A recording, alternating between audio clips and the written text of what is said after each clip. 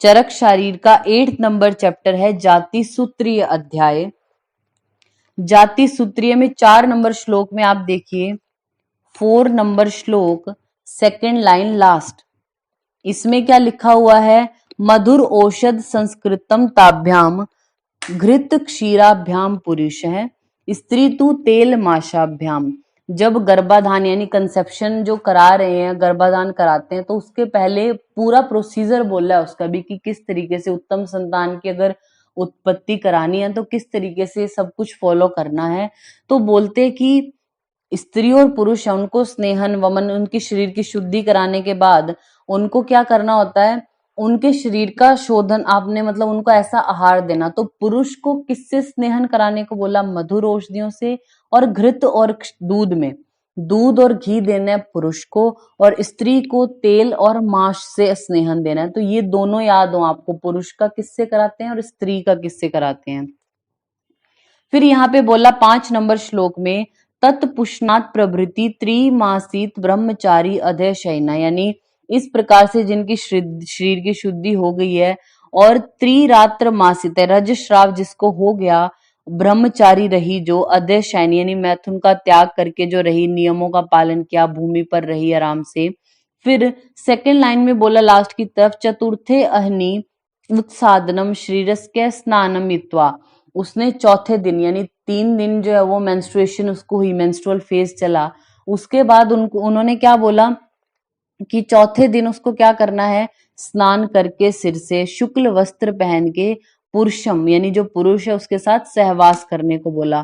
Fourth line last की तरफ देखिए, युग्मेशु अहसु पुत्र कामे अयुग्मेशु दुहित्र कामे, मतलब अगर स्त्री और पुरुष दोनों पुत्र की इच्छा रखते हैं तो वो युग्म दिन जो होते हैं यानी इवन नंबर्स में है जो, तब मैथुन करना चाहिए। जैसे कि 3 दिन कंप्लीट हुए मेंस्ट्रुएशन को, तो चौथे दिन अगर मैथुन करते हैं या फिर 6th डे करते हैं, 8th 10th या फिर 12th डे करते हैं, तो क्या होगा? पुत्र की उत्पत्ति के लिए ऐसा करें। ऑड डेज जो होते हैं यानी 5वें दिन, 7वें 9वें 11वें दिन सहवास करते हैं, तो स्त्री की कामना जो करते हैं उनको इस दिन सहवास करने को बोला। ऑड नंबर में स्त्री, इवन नंबर में पुरुष, ऐसा बोलते हैं ये। फिर आप देखिए विमर्श में देखना आप, विमर्श सेकेंड लाइन में, ये हम सुश्रुत में पढ़ चुके हैं चीजें, लेकिन आपको थोड़ा सा रिवाइज हो जाए इसलिए बता रहे हैं सिर्फ। प्रथम दिन अगर मैथुन, अब ये बोलते हैं कि 3 दिन मैथुन नहीं करना, जब मेंस्ट्रुअल फेज चल रहा है तब मैथुन नहीं करते। सुश्रुत ने उसका रीजन दिया कि क्यों नहीं करना। अगर प्रथम दिन मैथुन करते हैं तो उन्होंने बोला अथ, तीसरी लाइन में, अथ तत्र प्रथमे दिवसे ऋतुमत्याम मैथुन आगमनम आनुष्य पुंसाम, पुरुष के लिए अनायुष्य होता है। और भवती यश्च तत्र अधीयते गर्भ प्रसव मानो विमुंचति, एक तो पुरुष के लिए अनायुष्य है, दूसरा अगर गर्भ रह भी गया उस टाइम पे, अगर जो है वो मैथुन करने से गर्भ रह भी गया तो प्रसव मानो, डिलीवरी होते ही मर जाएगा, प्रसव मानो विमुंचति। फिर बोलते हैं द्वितीय अपि सूतिका ग्रहे वा, द्वितीय दिन क्या होता है? अगर द्वितीय दिन जो है वो मेंस्ट्रुअल फेज के दूसरे दिन अगर वो जो है वो पुरुष के साथ सहवास करती है तो क्या होगा? सूती का ग्रह में उसका गर्भ मतलब बच्चा जो होता है वो मर जाता है, मीन्स कुछ दिन जीवित रहेगा फिर मर जाएगा। तृतीय दिन का इन्होंने यहाँ पे लिखा नहीं। तृतीय दिन में क्या होता है? सभी अंगों से पूर्ण नहीं होता और अल्पायु वाला होगा, पूरी बॉडी उसकी अच्छे से बनी नहीं होगी और एज भी कम होती है तृतीय दिन अगर करती है। चौथे दिन अगर करेगी संपूर्ण अंगो दीर्घायुष्च भवति, चौथे दिन क्या होता है? संपूर्ण अंगों वाला और दीर्घायु वाला होता है। आप यही पेज के टॉप बॉटम पे लिख लीजिए काश्यप अनुसार, काश्यप अनुसार 1 2 3 4 ऐसे करके लिखिए 1 2 3 4। 1 के आगे लिख लीजिए वात, 2 के आगे आपने लिखा पात, 3rd के आगे मृत्यु और 4 के आगे दीर्घायु। वात पात मृत्यु दीर्घायु, ये काश्यप के अकॉर्डिंग है। फर्स्ट डे अगर मेंस्ट्रुअल फेज के फर्स्ट डे अगर कोई मैथुन करे तो वात प्रकोपित होगा, दूसरे दिन पात हो जाएगा यानी गर्भपात होगा, तृतीय यानी उसके बच्चे की मृत्यु हो जाएगी और चौथे में दीर्घायु प्राप्त होती है, ऐसा उन्होंने बोला। तो वात पात मृत्यु दीर्घायु आपने हाईलाइट किया। नेक्स्ट है 6 नंबर श्लोक में कि जब जो सहवास स्त्री और पुरुष करते हैं तो उनकी स्थिति कैसी होनी चाहिए उसके अकॉर्डिंग बताया गया सहवास की विधि में। 6 नंबर श्लोक की फर्स्ट लाइन में न च न्युब्जा पार्श्वगताम वा संसेवित, न्युब्जा वातो बलवान है। अगर न्युब्ज अवस्था में प्रॉन पोजीशन में रह के शुक्र को ग्रहण करती है तो वात कुपित हो जाएगा, योनि का पीड़न कर देगा। पार्श्व दक्षिणों पार्श्व श्लेष्मा च्युत है, अगर दक्षिण पार्श्व में होके जो वो शुक्र को ग्रहण करती है तो कफ कुपित हो जाएगा। और आप पेज के टॉप पर लिख लीजिए जो हम आपको लिखवा रहे हैं ताकि आपको श्लोक ना पढ़ना पड़े। लिखिए न्युब्ज, न्युब्ज एरो करके आपने लिखा वात प्रकोप, न्युब्ज अवस्था में प्रॉन पोजीशन में वात प्रकोप होगा। फिर लिखिए दक्षिण पार्श्व, दक्षिण पार्श्व राइट लेटरल पोजीशन में है तो कफ प्रकुपित। फिर लिखिए वाम पार्श्व लेफ्ट लेटरल में पित्त प्रकुपित।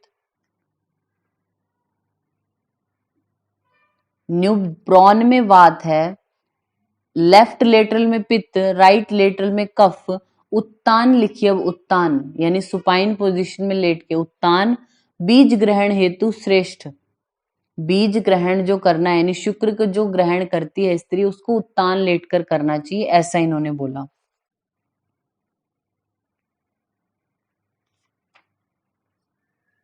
नेक्स्ट आ जाइए आप 10 नंबर श्लोक, 10 नंबर श्लोक पेज नंबर 922।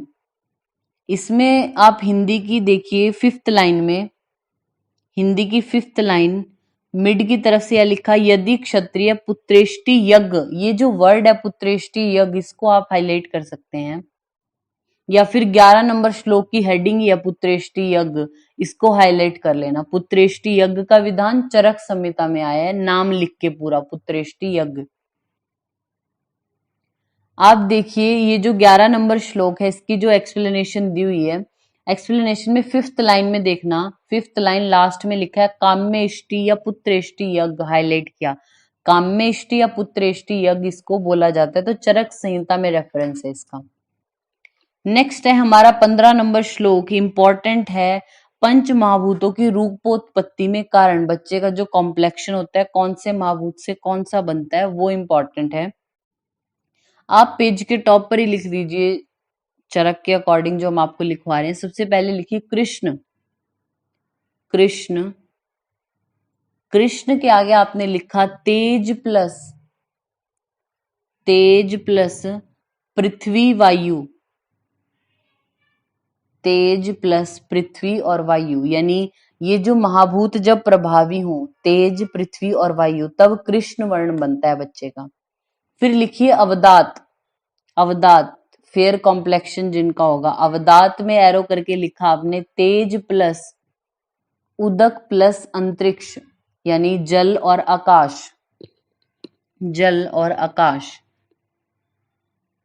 फिर लिखिए श्याम, म श्याम वर्ण जो होता है एरो करके आपने लिखा सम सर्व धातु, सम सर्व धातु। ऐसा आचार्य चरक बोलते हैं, उन्होंने सबसे पहले बोला कि जो तेज धातु होती है ना, जो अग्नि है वो तो सभी में प्रेजेंट होगी, चाहे वो कृष्ण वर्ण हो, चाहे श्याम हो, चाहे अवदात हो, तेज तो सब में ही होता है।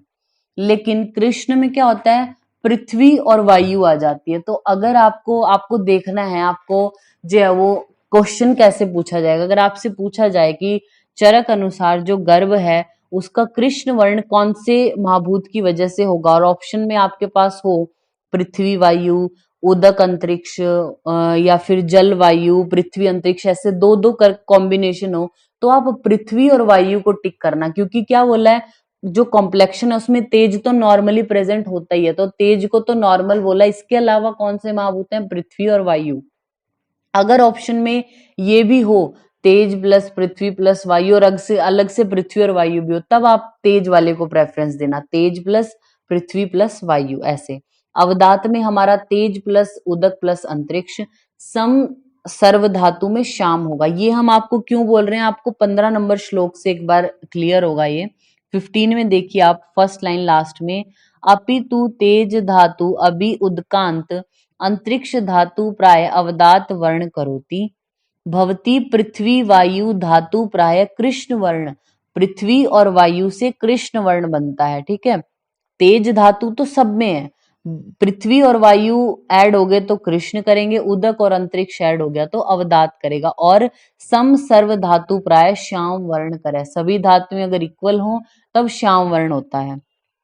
आप यही लिख लीजिए, सुश्रुत के अनुसार भी हम आपको बता देते हैं एक बार। सुश्रुत 4 कलर बोलते हैं वो, तो पहले लिखिए गौर, गौर लिखा आपने, गौर के आगे लिख लीजिए तेज प्लस जल। उन्होंने बोला बच्चे का अगर कलर गौर हो तो वो कौन से महाभूत की वजह से, तेज प्लस जल लिखिए, तेज प्लस जल। फिर लिखिए कृष्ण, कृष्ण एरो करके लिख लीजिए तेज प्लस पृथ्वी, तेज प्लस पृथ्वी। फिर है हमारा गौर श्याम, गौर श्याम एक कलर बताया इन्होंने, पहले गौर बोला फिर कृष्ण, फिर लिखिए गौर श्याम। गौर श्याम में वो क्या बोलते हैं, जो गौर वाले महाभूत है, मतलब तेज प्लस जल प्लस में आकाश ऐड कर देते हैं। गौर श्याम में तेज प्लस जल प्लस आकाश। नेक्स्ट है हमारा कृष्ण श्याम, कृष्ण श्याम में आपने एरो करके लिखा तेज प्लस पृथ्वी प्लस आकाश, तेज प्लस पृथ्वी प्लस आकाश। तो ये कंपैरेटिव स्टडी दोनों की करनी है, चरक और सुश्रुत दोनों में। एक बार सुश्रुत वाला रिपीट करते हैं। सुश्रुत ने गौर में जल प्लस तेज प्लस जल, कृष्ण में तेज प्लस पृथ्वी, गौर श्याम में तेज जल और आकाश, और कृष्ण श्याम में तेज पृथ्वी और आकाश को बताया। नेक्स्ट हमारा आता है इसके बाद, आप आ जाइए यहाँ पे 19 नंबर श्लोक में। 19 नंबर श्लोक है जो इसके नीचे यहाँ पे क्या बोला गया, पुंसवन जो संस्कार करते हैं उसके बारे में बताया गया है इसमें। हिंदी की सेकंड लाइन में देखना आप कि वट वृक्ष की पूर्वी और उत्तर दिशा में 2 शाखाओं से अनुपहित जो शुंग होते हैं वो लेने हैं, उसको 2 उरद रस वीर्य विपाक वाली सरसों, सरसों उरद और 2 शुंग लिए वट के, उनको दही में पीसकर पुष्य नक्षत्र में लेने को बोला। इसके अलावा जीवक ऋषभक अपामार्ग, इनका जो है वो जितने भी द्रव्य इनमें से मिल सके राइट पेज पे, दूध में पकाकर पुष्य नक्षत्र में। फिर सेकंड लाइन में कुट्य कीटक यानी शफरी नामक जो मछली होती है उसको 1 अंजलि जल में डालकर पीने को बोला। या फिर आप देखिए हिंदी की यहाँ पे 8th लाइन में 7th 8th लाइन में लिखा हुआ है ना, स्वर्ण रजत की एक आपने क्या बनानी है, मतलब पुरुष के आकार की एक प्रतिमा बना लेनी है सोने या चांदी की, उसको अग्नि में बिल्कुल रेड हॉट कर लिया। फिर उसको क्या करना है, जब वो बिल्कुल रेड हॉट हो जाए तो दही दुग्ध या फिर जल में उसको आपने क्या करना है, डालना है। फिर वो जो है जल आदि उनको क्या करना है, पीने को बोलना है, तो पुष्य नक्षत्र में ही पीने को बोलना है। या फिर जो पुष्य नक्षत्र में चावल के आटे को जल में पकाना है उसकी भाप सूंघनी है स्त्री ने। तो ये क्या है, आचार्य जो चरक है उनके अकॉर्डिंग पुंसवन संस्कार कैसे करते हैं, ये इम्पोर्टेंट है कि इसमें बताया गया, लेकिन सुश्रुत के अकॉर्डिंग ज्यादा इम्पोर्टेंट है ये, क्योंकि उन्होंने कुछ ड्रग्स ही बताई है ना, कुछ ही बताई है। तो विमर्श में देखिए आप फर्स्ट लाइन लास्ट में सुश्रुत ने लब्ध गर्भाया चेतसु अहशु लक्ष्मणा वटशुंग सहदेवा और विश्वदेवा, ये 4 ड्रग्स लक्ष्मणा वटशुंग सहदेवा और विश्वदेवा, इनको क्या दूध में अच्छे से पीस कर त्रिचतुरो व बिंदुन को आपने हाईलाइट किया, 3 से 4 बिंदु दक्षिणे नासापुटे, अगर दाहिने नासापुट में देना है तो यानी पुत्र की कामना साइड में दो, स्त्री की कामना है तो जो लेफ्ट नॉस्ट्रिल है उसमें देना है। न च तत्र निष्ठीवे, तो उसको स्पिट नहीं करना। अब नाक से कोई आप चीज दोगे उसको तो वो गले में तो आएगी ना, तो उसको थूकना नहीं है, पेशेंट को स्पिट नहीं करना, निगलना है उसको, ये पुंसवन संस्कार में बोला। फिर उसके बाद हमारा देखिए 20 नंबर श्लोक में बोला गर्भ स्थापक औषधियां यहाँ पे बोलियां इंद्री ब्राह्मी शतवीर्या सहस्त्रवीर्या अमोघा अव्यथा अरिष्टा वाट्य पुष्पी विश्वक्सेन कांता, इन सब औषधियों का क्या बोलते हैं, सिरसा दक्षिणेन व पाणिना धारिये। ये जो गर्भ स्थापक औषधियां हैं जो गर्भ का स्थापन करती हैं, इनको क्या बोला कि सिर पे या फिर हाथ पे इनको धारण करना है। तो पोजीशन आपको पता है, तो सिर पे धारण करने को बोला या फिर दक्षिणे दाहिना जो हाथ है उसमें धारण करने को इनको बोला गया है। फिर नेक्स्ट हमारा आता है यहाँ पे जो 9 to 8 पेज नंबर है हमारा, उस पे एक श्लोक, एक ही श्लोक लिखा हुआ है। आप इस श्लोक की देखिए 5th लाइन में, 5th लाइन लास्ट में, प्रतत उत्तान शायनी, स्त्री जो गर्भोपघात कर कुछ भाव बोले हैं, मतलब जो स्त्री होती है जब वो प्रेग्नेंट है तो उसको क्या, कि बिल्कुल उत्कट आसन में नहीं बैठना, या फिर मतलब काफी टाइम के लिए विषम आसन पर नहीं बैठना, कठिन आसन पर नहीं बैठना, वेगों को नहीं रोकना, इधर नहीं जाना, ऐसे बहुत सारे भाव होते हैं इस तरीके से। तो उनका क्या मतलब है, यहाँ पे बोला प्रतत, अगर वो उत्तान शयन रहेगी, मतलब सीधे ही बिल्कुल उत्तान लेटी रहेगी, तो क्या होगा, पुनः गर्भस्य नाभि नाड्य कंठम अनुविष्टति, यानी कंठ में उसकी नाभि, जैसे आप देखते हो ना कि जो अम्बिलिकल कॉर्ड है बच्चे की, कई बार गले में ऐसे 2-3 बार उसके वो होते हैं, तो वो क्यों होगा, प्रतत उत्तान शयनी की वजह से। फिर विवृत शयनी, विवृत शयनी मतलब कि जो गर्भवती क्या होती है कि ज्यादा खुली जगह पर अकेली शयन करती है, नक्तचारिणी उन्मतो जन्मति, हाईलाइट किया आपने विवृत शयनी में उन्मत, विवृत जो क्या आती है, खुली जगह पर अकेले ही रहती है या रात में इधर उधर चलती है, तो उसका जो गर्भ होगा वो उन्मत्त बोला गया। फिर अपस्मारिम पुनः कली क्लह शीला, यानी जो स्त्री है वो क्या होगा, कली प्रिय, यानी अपस्मार अगर कली प्रिय यानी हर चीज में लड़ रही है प्रेगनेंसी टाइम पे भी, तो क्या होगा, अपस्मार से युक्त होगा उसका बच्चा। फिर आप देखिए ये जो अपस्मार वाली लाइन है उससे 2 लाइनें छोड़ के यहाँ पे लिखा मद्य नित्ता, अगर स्त्री है जो मद्य सेवन करती है तो उसका बच्चा पिपासालु, अल्प स्मृति वाला, अनवस्थित चित्त वाला होगा। फिर अगर गोधा मास का, जो इसी लाइन में देखना जहां से हमने प्रतत जो उत्तान श्रेणी पढ़ना शुरू किया है ना, उससे हमारी 5th लाइन में हम बात कर रहे हैं मद नित्या वाली। फिर उसके आगे गोधा मास का अगर सेवन करेगी तो शर्करा याशमरी आदि होंगे उसको। वराह मास का सेवन करती है तो बच्चे की आंख रक्ताक्ष, कृत्नम अति परुषो रोमाण, मत्स्य मांस अगर ज्यादा खाती है तो चिर निमेश, बच्चा निमेश बहुत देर से करता है, स्तब्ध दक्ष होंगी। हाईलाइट करना फिर मधुर नित्या, अगर गर्भवती स्त्री ज्यादा मीठा खाती रहे तो बच्चे को प्रमेह होगा और मूक बोला नहीं जाएगा, अति स्थूल होगा, बहुत मोटा होगा बच्चा, अति स्थूल होना। अम्ल नित्या, अगर अम्ल चीजें ज्यादा खाती है तो रक्त पित्त होगा उसके बच्चे को, त्वचा या अक्षी के रोग होंगे। अगर लवण खाती है, नमक बहुत ज्यादा खाती है तो बच्चे को शीघ्र वली पलित खालित्य रोग होगा। कटु नित्या में हाईलाइट कर लीजिए आप, कटु नित्य, अगर कटु रस ज्यादा सेवन करती है गर्भवती स्त्री तो उसके बालक जो होगा दुर्बल होगा, अल्प शुक्र वाला और अनपत्य वाला।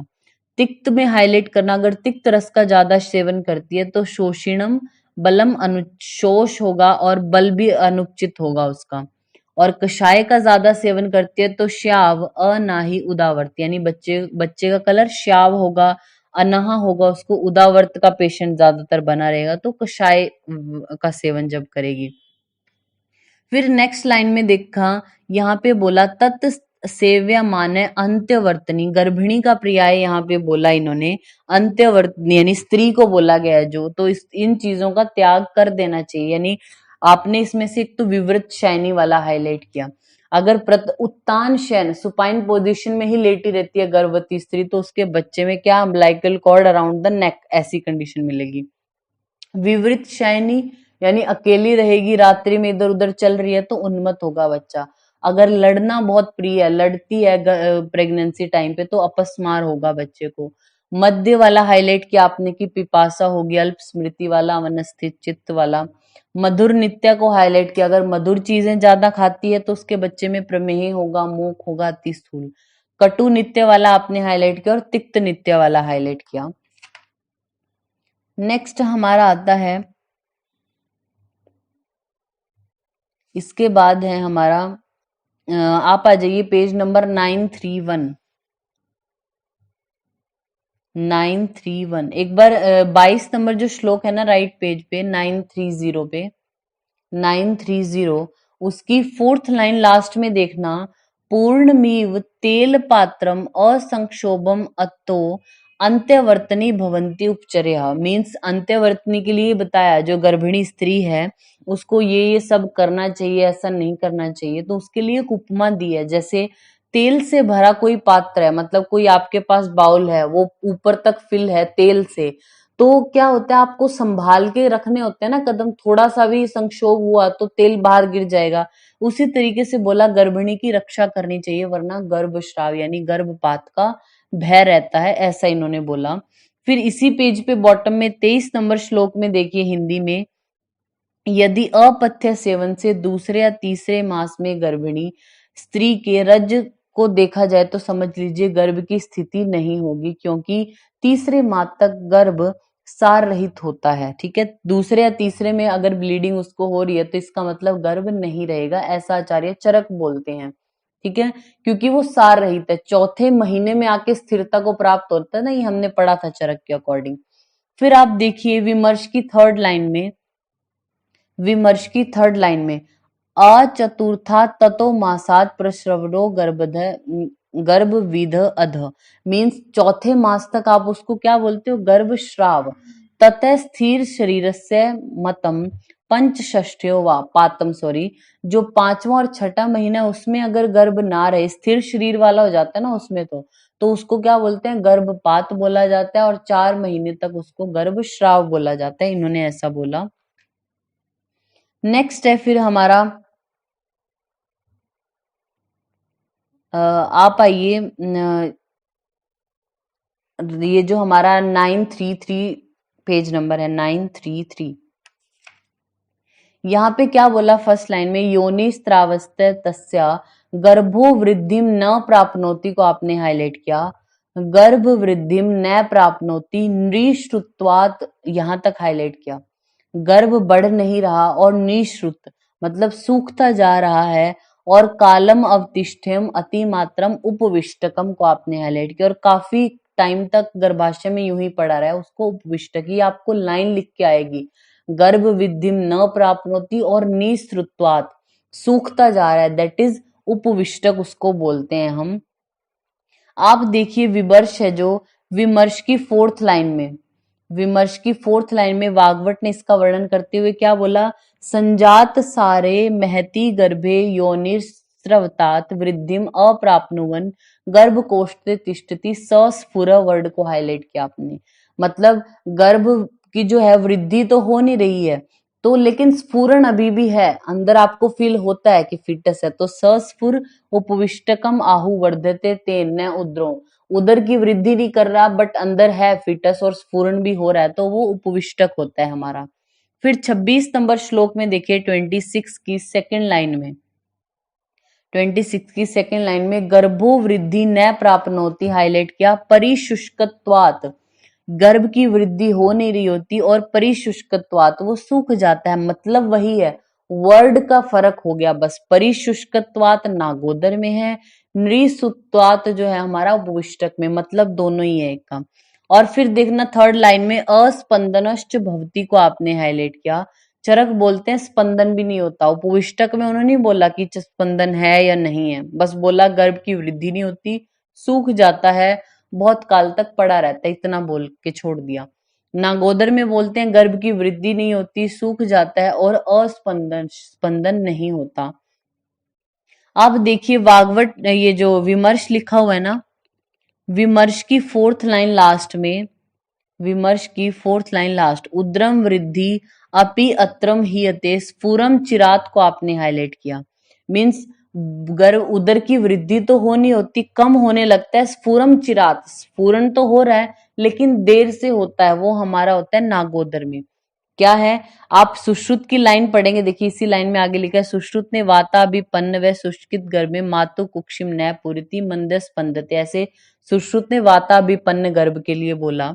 नागोदर में आप क्या, क्योंकि आपको वहां पे ये अलग से नहीं पूछा जाता, सुश्रुत के अकॉर्डिंग है या चरक के अकॉर्डिंग है या वाग्भट के अकॉर्डिंग, रेयर ऐसे पूछेंगे, आपको तो सीधा लिखेंगे स्फूर्णम चिरात, ये किसका लक्षण है, उपविष्टक का, नागोदर का, लीन गर्भ का, या वाताभिपन्न, कैसे भी, तो स्फूर्णम चिरात, देर से स्फुरण हो रहा है तो नागोदर है, या फिर चरक के अकॉर्डिंग वर्ड है अस्पंदन। उपविष्टक में है हमारा सस्फुर और निश्रुत्वात, ये वर्ड आपने याद रखने हैं। फिर है हमारा 27 में इनकी चिकित्सा बोली गई है, हिंदी में आप देख सकते हैं सेकंड लाइन से, भौतिक जीवनीय यानी भूताधिकार में कहे हुए जो हैं, यानी जीवनीय जो बृहणीय या मधुर या वात आदि गण है नेक्स्ट पेज पे, उनके घृतों का प्रयोग उपविष्टक और नागोदर से पीड़ित स्त्रियों को देना चाहिए, ऐसा बोला। 28 की फर्स्ट लाइन में आप हाईलाइट करना, यस्य पुनः गर्भे परिसुप्तो न स्पंदते। गर्भ बिल्कुल सुप्त हो गया और स्पंदन हो ही नहीं रहा, कोई स्पंदन नहीं हो रहा, उसको क्या बोला गया है? लीन गर्भ उसको बोला जाता है। विमर्श में देखिए आप, विमर्श की सेकंड लाइन में अष्टांग संग्रह ने यस्य पुनः वातोपसंशिष्ट स्रोतसांसी लियते गर्भे प्रसुप्तो न स्पंदते उन्होंने बोला। और नेक्स्ट लाइन में वाग्वट ने यानी अष्टांग हृदय के अकॉर्डिंग है लीनाख्य नी स्फुरे, स्फुरण बिल्कुल ही नहीं होता वो भी बोला। तो न स्पंदते या नी स्फुरे वर्ड है हमारा लीन गर्भ के लिए। फिर हमारा आता है गर्भिणी में उदावर्त रोग। नेक्स्ट हेडिंग है हमारी गर्भिणी में उदावर्त रोग। तो यहाँ पे बोला क्या गया है, जिस गर्भिणी स्त्री को 8वें मास में उदावर्त संबंधी विबंध हो जाए, वह विबंध अनुवासन बस्ती देने से ठीक ना हो या तो उसे अनुवासन बस्ती साध्य न समझकर उपद्रवों की शांति के लिए निरहु बस्ती देना चाहिए। तो उदावर्त में निरहु बस्ती देने के बारे में बोला। 29 नंबर श्लोक की लास्ट लाइन को हाईलाइट कर लेना, न्युब्जा त्वेनाम अस्थापन अनुवासनीय अभ्याम उपचारित। जो गर्भिणी स्त्री होती है उसको अनुवासन या निरहु बस्ती क्या न्युब्ज अवस्था में प्रॉन पोजीशन में लेटा के देने को बोला। ठीक है, नेक्स्ट है हमारा 30 नंबर श्लोक की हेडिंग है गर्भ की मृत्यु के कारण और मृत गर्भा स्त्री के लक्षण। तो आप जो ये श्लोक लिखा हुआ है 30 नंबर, इसकी चौथी लाइन से हाईलाइट करना, शीतम अश्म अंतर्गतम मीव भवंती अस्पंदो गर्भ। मतलब अगर गर्भ मर गया है तो ऐसी स्त्री में क्या क्या सिम्टम आपको देखने को मिलेंगे कि जो उदर है उसका बिल्कुल शीतल लगेगा और पत्थर जैसे रखा हुआ, अशम अंतर जैसे अंदर पत्थर ऐसा लगेगा। अस्पंदनो गर्भ है, गर्भ में कोई स्पंदन नहीं हो रहा। शूलम अधिकम उपजायते, हाईलाइट किया आपने। नैच आवी प्रादुर्भवंती, जो आवी है लेबर पेन है वो नहीं आते। योनिर न प्रस्रवती को आपने हाईलाइट किया, योनि से श्राव भी नहीं हो रहा। और इससे नेक्स्ट लाइन में अरति बहुला च भवती न च अस्य वेग प्रादुर्भाव, कोई वेग नहीं उत्पन्न हो रहा। तो ये मृत गर्भ स्त्री है जो उसके लक्षण यहाँ पे बताए गए हैं। नेक्स्ट हमारा आता है, आप आइए 637 पेज नंबर पे। यहाँ पे क्या बोला गया, जो गर्भिणी होती है उसकी मासानुमासिक परिचर्या यहाँ पे बताई गई है कि कौन से मंथ में कैसा उसको आहार विहार देना है। तो फर्स्ट लाइन लास्ट से शुरू होता है, प्रथमे मास से, पहले मास में क्या दें। इन्होंने क्या बोला, हाईलाइट कर लेना, क्षीरम अनुपसंस्कृतम मात्रावत शीतम काले काले पिबेत। यानी पहले महीने में चाहो तो आप हिंदी से पढ़ सकते हैं, कोई प्रॉब्लम नहीं है, पर ये श्लोक के वर्ड एक बार जरूर देख लेना। प्रथम मास में क्या बोला, गर्भिणी को टाइम टू टाइम शीतल दुग्ध देना चाहिए, अनुपसंस्कृत मतलब कोई औषध पका के नहीं, बिल्कुल सिंपल दूध देना है पहले मास में। ठीक है, फिर बोलते हैं थर्ड लाइन से, द्वितीय मासे क्षीरमेव मधुर औषध सिद्धम। द्वितीय मास में उसको औषधियां सिद्ध करके दूध देना चाहिए। पहले मास में बिना औषधि सिद्ध किए सिर्फ दूध दो समय समय पे शीतल। द्वितीय में मधुर औषधियों से सिद्ध करके दो। तृतीय में क्या बोला, फोर्थ लाइन से हाईलाइट करना, तृतीय मास से क्षीरम मधु सर्पीभ्याम उपसंसृज्य। तृतीय मास में 3 चीजें दी, दूध मधु और घी मिला के। पहले में सिर्फ एक ही चीज दी, पहले में एक चीज क्या है, सिर्फ दूध दिया, कोई और चीज मिक्स नहीं की। द्वितीय में 2 चीजें मतलब दूध में मधुर औषधियां दी, तो ये 2 चीजें काउंट होगी। तृतीय मास में 3 चीजें मतलब दूध भी है, मधु भी है और सर्पी भी है। चौथे में आप हाईलाइट कर लीजिए, थर्ड लाइन में लिखा हुआ है, चतुर्थे मासे क्षीर नवनीत अक्ष मात्रम अश्नियात। दूध और नवनीत बोलते हैं मक्खन को, तो मक्खन कितना लेने को बोला, अक्ष मात्र, दूध में मक्खन मिला के लेने को बोला, 1 अक्ष मात्रम। फिर पंचमे क्षीर सर्पी, 5वें में दूध और घी लिया। षष्ठे में क्या देते हैं, क्षीर सर्पी मधुर औषध सिद्धम, मधुर औषधियों से सिद्ध किया हुआ दूध है और घृत है वो बोला। फिर बोलते हैं तदेव सप्तमे मास से, और 7वें मास में भी ऐसा करो। तो छठे और 7वें मास में सेम बोला इन्होंने खाने को। फिर बोलते हैं तत्र गर्भस्य केशा जयमाना, ये जो 7वां मास होता है इसमें बच्चे के शरीर पर केश उत्पन्न होते हैं, बाल। मातुर विदाहम जनयति, इसलिए माता के शरीर पे विदाह होने लगता है, ऐसा स्त्रियां बोलती हैं। तो आप देखिए इसी श्लोक की लास्ट लाइन में कंडू मूला च किक्किस अपति भवती, यानी किक्किस की उत्पत्ति आप लिख लीजिए पेज के टॉप पर। किक्किस उत्पत्ति एरो करके लिखना, सेवंथ मंथ जो होता है उसमें किक्किस, श्रेया ग्रेविडेरम जो जिसको हम बोल सकते हैं, वो 7th मंथ में उत्पत्ति बोली है यहाँ पे। ठीक है, आप ये जो श्लोक है इसको हिंदी से भी पढ़ सकते हैं, बस याद रखना है आपको प्रथम मास में क्या, द्वितीय में क्या, तृतीय में, चतुर्थ, पंचम और षष्ठ और सप्तम में क्या, ये 7 मास तक यहाँ पे बता दिया। अब आपका क्या है, सुश्रुत के अकॉर्डिंग सुश्रुत ने क्या बोला था वो भी आपको याद होना चाहिए। एक बार हम थोड़ा सा रिवाइज अगर आपको करा दें तो सुश्रुत ने पहले 3 मास में एक ही ट्रीटमेंट बोला कि शीतल, मधुर और नॉर्मली लिक्विड उसको देना चाहिए। तो आप ये चीज लिख सकते हैं कहीं भी अगर आपको नोट करना है तो। फर्स्ट, सेकंड और थर्ड मंथ में वो क्या बोलते हैं, ठंडी चीजें दो, मतलब शीतल द्रव्य, मधुर द्रव्य और लिक्विड। चौथे में वो यही बोलते हैं पयो नवनीत संश्लिष्ट है, यानी उन्होंने भी बोला दूध और ये जो नवनीत होता है वो देने को बोला, बट उन्होंने मात्रा नहीं बोली कि अक्ष मात्रा या कुछ भी, और जांगल मास रस बोला। ठीक है, चौथे में इतना। पांचवें में वो सेम यही बोलते हैं जो चरक ने बोला, पांचवें में हम शीर सर्पी देते हैं। छठे में सुश्रुत के अकॉर्डिंग बहुत इंपॉर्टेंट है, षष्ठ वाला जरूर लिखे, सवदृष्टा सिद्ध यवागु, आप लिख लीजिए छठे मास में सवदृष्टा जो होता है ना गोक्षूर, उससे सिद्ध यवागु लेने को बोला। फिर लिखिए 7th में पृथक पर्णी सिद्ध घृत, छठे में यवागु बोली है, जो हमारी स्वदृष्टा है उससे सिद्ध यवागु छठे में, 7वें में पृथक पर्णी से सिद्ध घृत का प्रयोग। तो ये दोनों आचार्य के अकॉर्डिंग 7th मंथ तक आपको याद हो गया कि क्या क्या देना है क्या नहीं देना।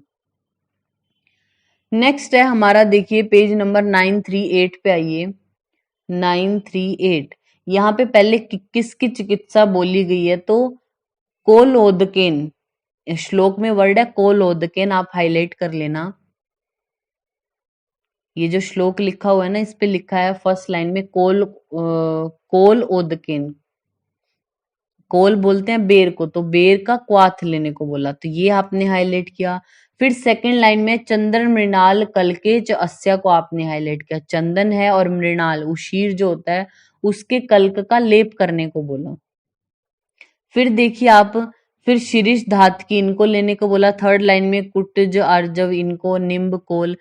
थर्ड लाइन में लास्ट में देखना प्रश्रित हरिण शश रुधिर युता त्रिफला को आपने हाईलाइट किया, जो प्रश्रित है और हरिण है और शश है, इनके रुधिर युता, रुधिर यानी रक्त मिला हुआ, और त्रिफला के जो कल्क है उसका मर्दन करने को बोला। तो ये 3 चीजें आपने हाईलाइट की, कोलोदकिन बदर जो है, बेर का क्वाथ, चंदन मृणाल आदि इनके कल्क का लेप, प्रश्रित हरिण शश रुधिर युता त्रिफला, इनका प्रयोग करने को बोला गया है।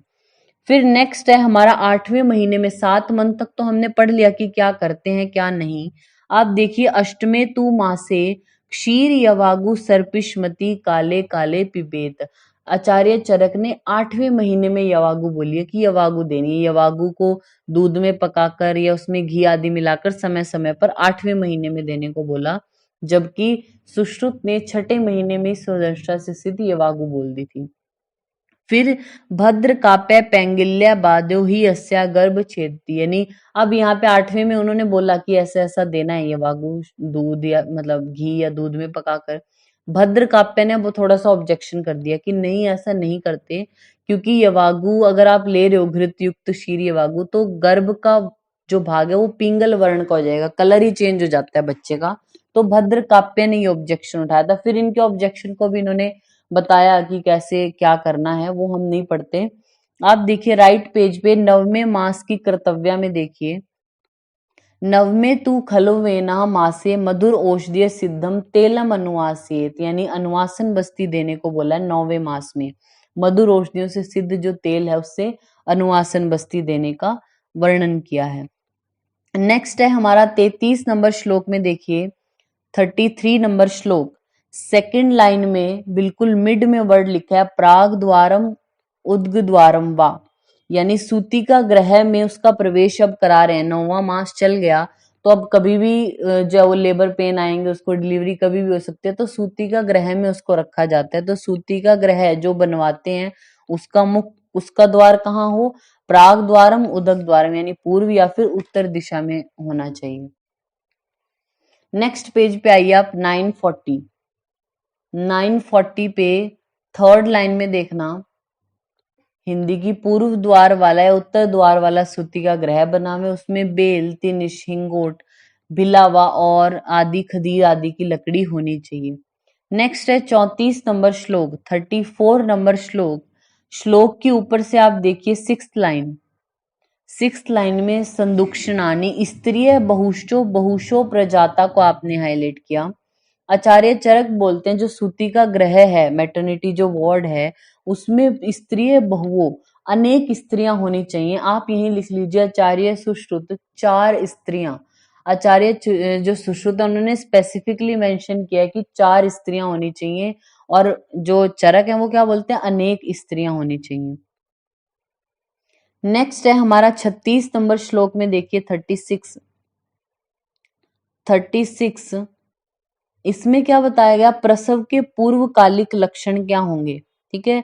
तो फर्स्ट लाइन लास्ट में क्लमो गात्राणाम ग्लानिर आननस्य अक्षणो शैथिल्य व मुक्त बंधनम इव वक्षस्य कुक्षीर स्त्रवणम अधो गुरुत्वम, लोअर पार्ट में गुरुता लगती है, तो ये अधो गुरुत्वम वर्ड को आप हाईलाइट कर सकते हैं। और वंक्षण बस्ती कटी कुक्षीन में वेदना होना, योनि प्रसवणम अन्न की अभिलाषा न होना, इस तरीके से क्या होगा, ये प्रसव के पूर्वकालिक लक्षण यहाँ पे बोले। फिर नेक्स्ट हमारा आता है, अब ये इसको हम नहीं पढ़ेंगे, जैसे 38 नंबर जो 37 नंबर श्लोक, 38 39 इनमें बोला गया कि जो जब लेबर पेन्स जो है वो स्त्री को आ रहे हैं तो उसको क्या करना है, मतलब आपको थोड़ा आश्वासित करना है कि गर्भ की उत्पत्ति हो रही है। जैसे आपने डिलीवरी भी जब देखी होगी तो बोलते ही हैं, उनको थोड़ा आश्वासित करते हैं कि हाँ, उनको जब लेबर पेन आए तब उनको डाउनवर्ड जो है वो प्रवाहन करने को बोलते हैं हम। इस तरीके से पूरा प्रोसीजर बताया, उससे रिलेटेड क्वेश्चन आता नहीं है। आप आइए 41 नंबर श्लोक में, पेज नंबर 945, पेज नंबर 945 और 41 नंबर श्लोक। इस श्लोक की 5th लाइन में देखना, 5th लाइन में वर्ड है भूर्ज पत्रक, भूर्ज पत्रक बुर्द पत्रक कांच मणि सर्प निर्मोक्ष अस्य योनि धूपिये। इसको आप हाईलाइट कर लीजिए, इसको हाईलाइट किया आपने। ये क्या है, तृतीय अवस्था, थर्ड स्टेज है जो, यानी प्लेसेंटा। अपरा अगर किसी की बाहर ना आई हो, रिटेंशन ऑफ प्लेसेंटा अगर हो गया है तो योनि को धूपन देने से बोला। तो ये आपने हाईलाइट किया, किससे देते हैं जो धूपन है, भुर्ज पत्र कांच सर्प की जो केंचुल होती है उससे दिया जाता है। चाहो आपने श्लोक में हाईलाइट कर लिया, चाहो तो आप नेक्स्ट पेज पे आइए 946। ये जो सेकंड पैराग्राफ है उसकी फर्स्ट लाइन है, भोजपत्र कांच सांप की केंचुल से योनि में धूपन देने को बोला। फिर है हमारा राइट पेज पे देखिए 42 नंबर श्लोक में, 42 नंबर श्लोक रहे थे सेकेंड लाइन में, यहाँ पे सद्य प्रसूत, जब डिलीवरी हो गई तो डिलीवरी के बाद बच्चे की केयर के लिए क्या बोला है इन्होंने। सेकेंड लाइन में देखना, तद्यथा अश्मनो संघष्टम कर्ण मूल्यो, कान के मूल में पत्थर के टुकड़े बजाने को बोला। शीतोदकेन उष्णोदकेन व मुख परिषेचेत, मुख पर गर्म या शीतल जल से सिंचन करना है। और प्राण प्रत्यागमन, फोर्थ लाइन में देखना लास्ट की तरफ, प्राण प्रत्यागमन करने को बोला है, श्वास प्रश्वास की चेष्टा उसकी हो, मतलब ऐसा करने को बोला। तो प्राण प्रत्यागमन इन्होंने पहला प्रोसीजर बोला। तो ये 42 नंबर श्लोक है, यहाँ तक ही हम आज अपना करते हैं।